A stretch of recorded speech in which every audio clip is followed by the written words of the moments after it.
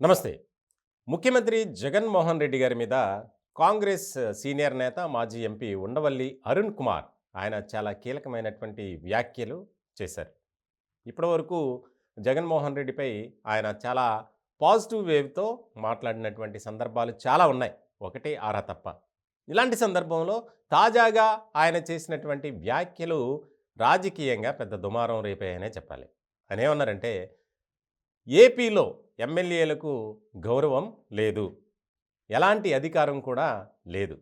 అంతా జగన్మోహన్ రెడ్డి గారు, వాలంటీర్లే చూసుకుంటున్నారు. అలాగే మరొక కీలకమైనటువంటి వ్యాఖ్య. తెలంగాణలో కేసీఆర్ సీట్లు మార్చకపోవటం వల్ల ఓడిపోయారు. ఏపీలో జగన్మోహన్ రెడ్డి గారు సీట్లు మారుస్తూ ఓటమి తెచ్చుకునే అవకాశం ఉంది. ఇప్పటికైనా జాగ్రత్త పడాల్సిన అవసరం ఎంతైనా ఉంది అని మాట్లాడుతూనే లోకేష్ చేపట్టినటువంటి యువగలం కార్యక్రమం గురించి మాట్లాడారు.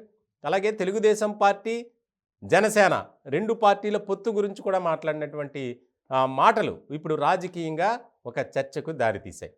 వాస్తవానికి యువగలం కార్యక్రమం చాలా బాగా జరిగింది, ప్రజల్లోకి వెళ్ళింది, సక్సెస్ అయింది. కానీ వైఎస్ఆర్సీపీ మాత్రం అది ఏమీ లేదు అంటున్నారు, కానీ అందులో వాస్తవం లేదు. అలాగే తెలుగుదేశం పార్టీ, జనసేన కూడా కలవటం వల్ల వారికి రాష్ట్రంలో మరింత బలం పెరిగింది. ఇప్పుడు ఈ వ్యాఖ్యలు వైఎస్ఆర్సీపీలో మింగుడు పడటం లేదనే చెప్పాలి.